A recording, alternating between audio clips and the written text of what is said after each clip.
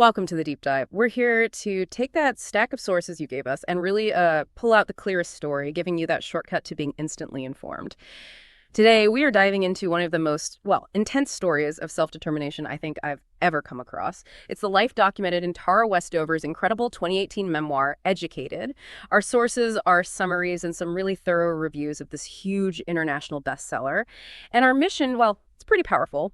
We want to get the core narrative of her transformation. We want to see how education literally became a tool for survival for her and figure out why this story hit such a nerve globally, translated into over 45 languages. This isn't just about getting degrees. It's about deciding who you are when, your whole world tells you something else entirely. It's a journey from deep isolation to intellectual freedom. It's dramatic, it's intense, and honestly, it's really moving. Okay, let's unpack this. Okay. And what jumps out immediately from the sources is you just can't grasp Tara's adult life without first understanding the sheer isolation of her childhood. The setting wasn't just remote Idaho. It was like psychologically sealed off in the world. Right, and that seal was basically built by her father's really deep, almost paranoid distrust of everything outside the family. She grew up in rural Idaho, as you said, in this family living a survivalist kind of life. The framework was this very strict separatist form of Mormonism, but the sources really stressed the main thing was being anti-establishment. Exactly. That distrust rejected pretty much everything external: formal government, birth certificates, public schools, and especially the medical system. Think of it less as just religion and more like a constant state of alert, like a Y2K bunker mentality that just never ended.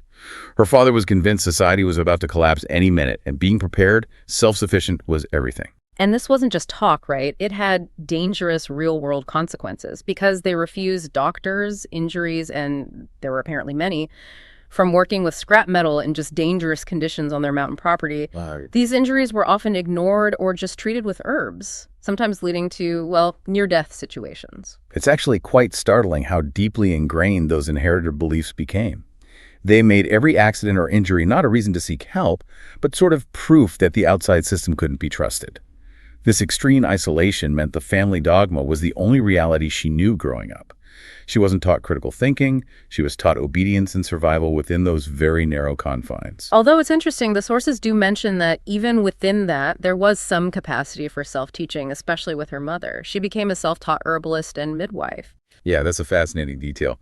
Because the mother's skills provided this kind of necessary self-sufficiency that maybe inadvertently supported the father's anti-establishment views.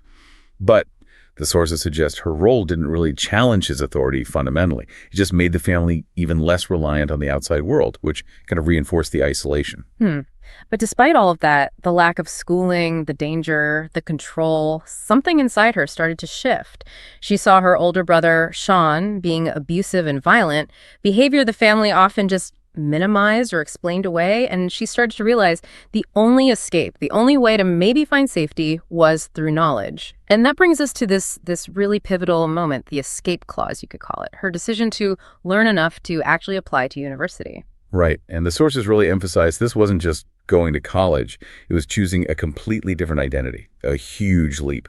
She somehow taught herself enough math and grammar to pass the ACT. That's how she got into Brigham Young University, BYU. Just pause on that. Teaching herself trigonometry and grammar with basically no formal background just to clear that one hurdle. Yeah. The level of drive there is, it's staggering. She was building the bridge while she was crossing it. Exactly. But getting into BYU wasn't the end of the conflict. It was really just the beginning.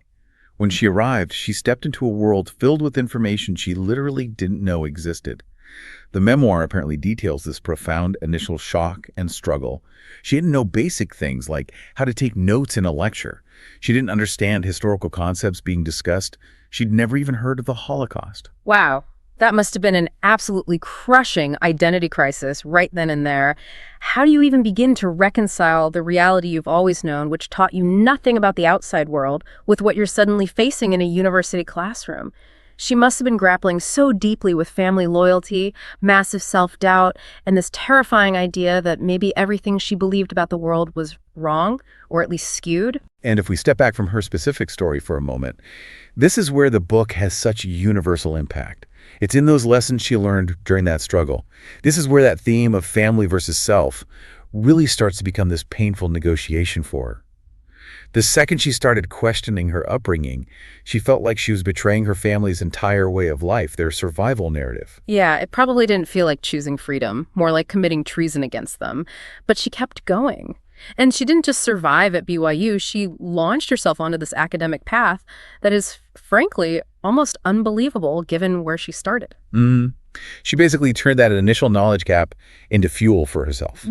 After BYU, she managed to earn a scholarship to Cambridge University in the UK. And later, she went on to get a PhD at Harvard. These weren't just impressive credentials. They were the tools she needed for her own intellectual liberation.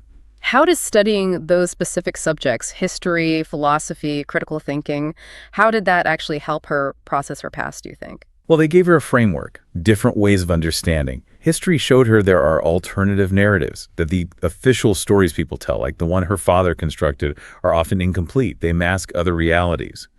Philosophy gave her the permission, maybe even the tools, to question really fundamental assumptions she had always lived with. It wasn't just learning what happened in the world. She learned how to think critically about what had happened to her. She could finally put names to the abuse and manipulation she experienced, not seeing them as, spiritual tests or proofs of loyalty, but as definable harmful behaviors. That feels like the ultimate act of taking back control, reclaiming her own agency. But the sources are clear. This academic success came at a huge personal cost, didn't it? The more she learned and grew intellectually, the wider the gap became between her and her family, which eventually led her to have to make some really painful decisions about boundaries. Yes, the book is apparently brutally honest about that part. The conclusion she reaches, which is maybe the hardest one, is captured in that really powerful line from the memoir: you can love someone and still choose to say goodbye to them. This is where that theme of resilience and courage really intersects with self-compassion. Her own survival, her well-being depended on creating distance from a family system that demanded absolute obedience, even when it was harmful. That sentiment just perfectly captures the transformative power of her whole journey. So if we try to synthesize this incredible story, what are the big central themes we should take away, moving beyond just her personal narrative? Well, the first, and maybe the most obvious, is education as liberation. It's crystal clear in her story. Knowledge, whether it's self-taught or formal schooling, it provides freedom. Freedom from ignorance, from fear, from oppression. It's really the difference between being told who you are and having the power to choose who you become.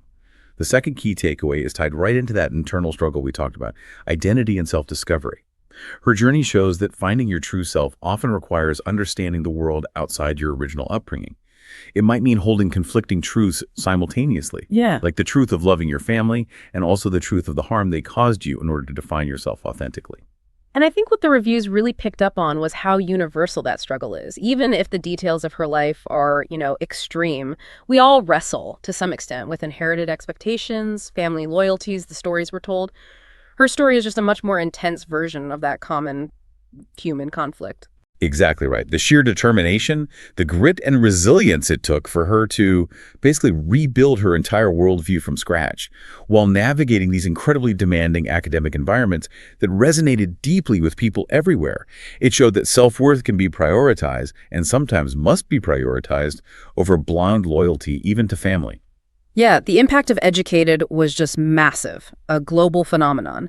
It sparked these really important, often difficult conversations about things like extreme homeschooling, family abuse, and crucially, the importance of questioning the beliefs we inherit. The main review we looked at gave it a very high rating, 9.5 out of 10, praising its honesty, the writing quality, the depth of her reflection.